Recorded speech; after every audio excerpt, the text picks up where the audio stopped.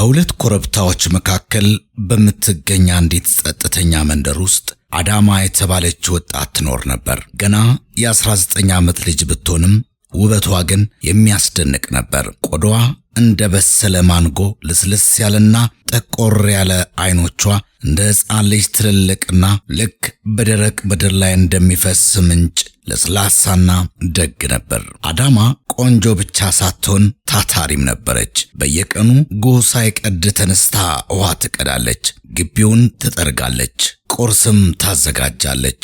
የምትኖረው ካጎቷ አቶ ኡዙ አሚና ከሚስቱ ወይዘሮ ኒካና ከሁለት ሴት ልጆቻቸው ጎይና ቺኒር ጋር ነበር።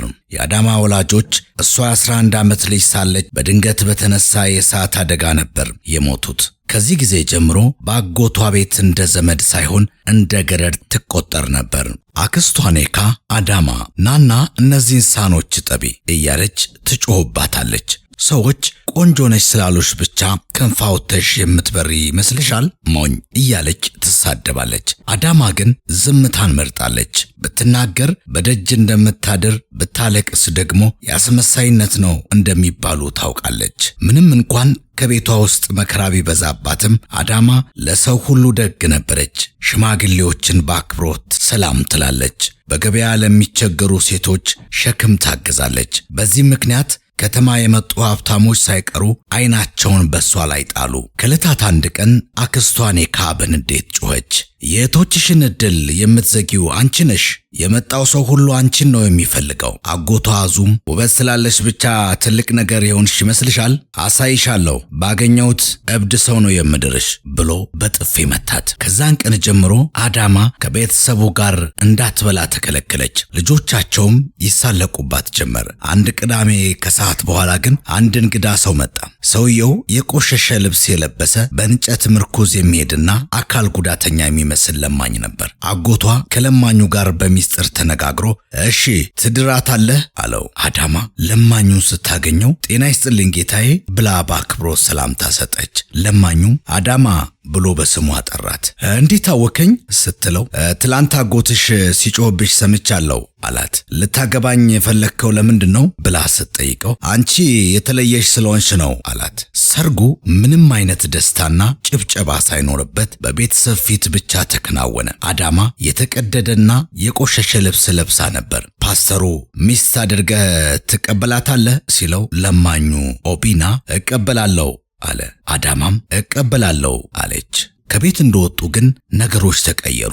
አዳማ ወደ ጫካው ጎጆ የሚወስዳቸው መስሏት ነበር። ነገር ግን ኦቢና ወደ ዋናው መንገድ መራት። እዚያም አንድ ዘመናዊ ጥቁር ኤስዩቪ መኪና ቆሞ ነበር። ሹፌሩ ወርዶ እንኳን ደህና መጡ ጌታዬ ብሎ በሩን ከፈተላቸው። አዳማ ግራ ተጋብታ ኦቢና ማን አንተ ብላ ጠየቀችው። ኦቢና ፈገግ ብሎ እንዲህ አላት፣ ስሜ ኦቢና ኡኩ ይባላል። ምናልባት በዜና ላይ ወይንም በሌጎስ ትልልቅ ማስታወቂያዎች ላይ አይተሽኝ ይሆናል። አዳማ ደነገጠች። ይህ ስም በናይጄሪያ የታወቁ የትራንስፖርትና የሪል ስቴት ኩባንያዎች ባለቤት ስም ነበር። ኦቢና እንዲህ ስል አስረዳት፣ አጎትሽ አዙ አሚና ድሮ ከአባቴ ጋር ይሰሩ ነበር። አጎትሽ ግን አባቴን አታሎት ብዙ ሚሊዮን ብር ሰረቀው። አባቴም በዚህ ንዴትና ጭንቀት ታሞ ሞተ። እኔ መጣሁት እውነቱን ለማወቅ ነበር። ለማኝ መስዬ የቀረብኩት በዚህ ቤት ውስጥ ንጹህ ልብ ያለው ሰው መኖሩ ለማየት ነው። በመቀጠልም አንቺ ብቻ ነሽ እንደ ሰው ያከበርሽኝ። አጎትሽ ሊሸጥልኝ ሲሞክር እኔ ግን ላድንሽ ወሰንኩ። ካሁን በኋላ አንቺን የውኩ ቤተሰብ ንግሥት ነሽ አላት። አዳማ እንባዋ እየፈሰሰ ወደ አዲስ ሕይወት ተጓዘች። አዳማ ረዥም ዝምታ ውስጥ ከቆየች በኋላ ማለት ሁሉም ነገር ፈተና ነበር ስትል ጠየቀች። ኦቢናም አዎ በሚል ራሱን ነቀነቀ። አዳማ ወደ ውጭ እየተመለከተች የሁሉ ጊዜ ስትታዘበኝና ስትፈትነኝ ነበር ስትል በሹክሹክታ ተናገረች። ኦቢናም ዳግመኛ በሰው ማመን እንድችል ምክንያት ፈልጌ ነበር፣ አንቺ ደግሞ ያንን ሰጠሽኝ አላት። አዳማ ወደ እርሱ ዞር ብላ የሚያመው ምን እንደሆነ ታውቃለህ? ደሃነ ብዬ ባሰብኩበትም ስታነክስና የተቀዳደደ ልብስ በለበስኩበትም ጊዜ እንኳን እንደ ሰው የቆጠርከኝ አንተ ብቻ ነበርክ አለችው። አሁን ደግሞ ባለጸጋ ባለስልጣንና ትልቅ ሰው መሆንን ስታውቅ ግራ ተጋባች። ኦቢናም ገንዘቡን ሳታይ እውነተኛው ማንነቴ እንድታውቅ ይፈልጌ ነው አላት። ወደ አዲሱ ቤታቸው ሲገቡ አዳማ አይኗን ማመን አልቻለችም። ባለ 3 ፎቅ ትልቅ ሕንፃ፣ በውሃ የሚጨፍሩ ምንጮችና በደንብ የለበሱ አገልጋዮች ይጠብቋት ነበር። ኦቢናም አሁን መኖር መተንፈስና መፈወስ ትችያለሽ አላት። አዳማ ግን አጎቷንና ቤተሰቦቿን ይቅር ለማለት ወሰነች። እኔ እነሱ ያሰቡበት አይነት ውድቅ እንዳልሆንኩ እንዲያውቁ ፈልጋለሁ፣ ግን በቀላል አልፈልግም አለች።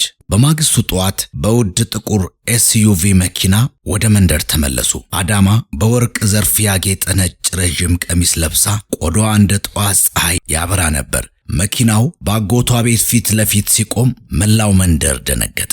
አጎቷ ኡዙ አሚና፣ አክስቷ ኒካና ልጃቸው በፍርሃትና በድንጋጤ ደረቁ። ኦቢና አንድ ሳጥን ለአጎቷ ሰጠውና ይህ ቤተሰባችሁ ላለብኝ ዕዳ ነው፣ ገንዘብ ሳይሆን እውነት ነው አለው። አዳማም ለአጎቷ እርግማን ነሽ ብለኸኝ ነበር፣ እብድ የምታገቢ ብለኸኝ ነበር፣ ነገር ግን እግዚአብሔር አስታወሰኝ። ዘርን ለመቅበር ቢሞክሩም እንኳን ሊበቅል እንደሚችል ላሳይህ መጣሁ አለች። ከዚያም ለቤታቸው ጥገና የሚሆን ገንዘብ ሰጥታቸው ይቅር ብያችኋለሁ፣ ነገር ግን እኔ እንዳደረጋችሁኝ ማንንም ሰው አታደርጉ ብላ ጥላቸው ሄደች። ወራት አለፉ።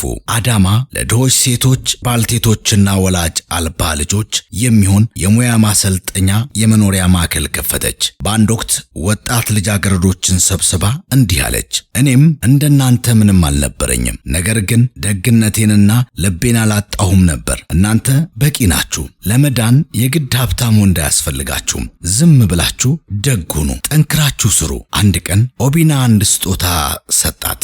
ሲን የታየች የሚል ቃል የተጻፈበት የብር አንገት ሐብል ነበር። ማንም ባላያት ጊዜ እንዳያትና ሁልጊዜም እንደሚያያት ቃል ገባላት። ከጥቂት ዓመታት በኋላ የአዳማ ፋውንዴሽን በመላው ናይጄሪያ 10 ማዕከላትን ከፈተ። በዩኒቨርሲቲዎች ንግግር ታደርጋለች፣ ወላጅ አልባዎችን ትረዳለች፣ ከዓለም መሪዎች ጋር ትቀመጣለች። ነገር ግን ሕይወትሽን የቀየረው ምንድነው ተብላ ስትጠየቅ ሁልጊዜ የምትሰጠው መልስ አንድ ነው፣ ደግነት። አዳማ ወላጆቿን በሞት ካጣች በኋላ በአጎቷ ቤት እንደ ገረድና እንደ ባዕድ እየታየች አደገች። ምንም እንኳን አካላዊና ስነ ልቦናዊ በደል ቢደርስባትም ደግነቷን፣ ትሕትናዋንና ክብሮቷን አላጣችም።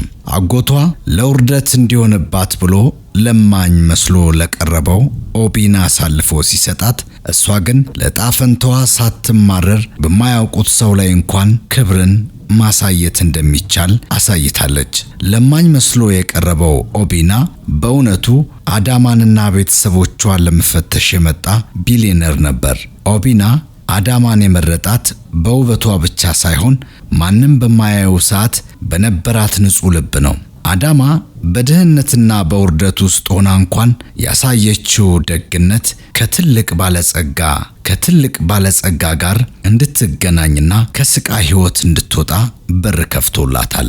አዳማ ባለጸጋ ከሆነች በኋላ ወደ መንደሯ የተመለሰችው ለመበቀል ሳይሆን ክብርንና ይቅር ባይነትን ለማስተማር ነው። ያሰቃያት አጎቷን ይቅር በማለትና ለቤተሰቧ እርዳታ በማድረግ እውነተኛ ጥንካሬ ያለው ይቅር በሚል ልብ ውስጥ መሆኑን አረጋግጣለች። በመጨረሻም የእርሷን ፋውንዴሽን በመክፈት ሌሎች ተስፋ የቆረጡ ሴቶችንና ወላጅ አልባ ሕፃናትን በማገዝ የሕይወቷን ትርጉም አግኝታለች። ሰዎች ሊቀብሩህ ቢሞክሩም አንተ ግን ዘር እንደሆንክ አትርሳ። ጊዜው ሲደርስ በቀልህ ሳይሆን ውጤትህ ለሁሉ መልስ ይሰጣል። የአዳማ አስደናቂ የሕይወት ታሪኳ እዚህ ላይ ቋጭተነዋል። የተወደዳችሁ የአዳኮ ሲኒማ ዩቲዩብ ቻናል ተመልካቾቻችን እንደዚህ አይነት አስተማሪ ታሪኮችን በዚህ የዩቲዩብ ቻናል በየጊዜው እንጭንላችኋለን። ከታሪኩ ምን ተማራችሁ? በኮሜንት ሴክሽን ላይ አስተያየታችሁን ጻፉልን። እንዲሁም የአዳኮ ሲኒማ ዩቲዩብ ቻናልን ሰብስክራይብ እና የደውል ምልክቷን በመጫን በየጊዜው የምንጭንላችሁን ቪዲዮዎች እንድትመለከቱ እየጋበዝናችሁ በቀጣይ አስተማሪ ታሪክ እስከምንገናኝ መልካም ጊዜ እንዲሆንላችሁ እንመኝላችኋለን።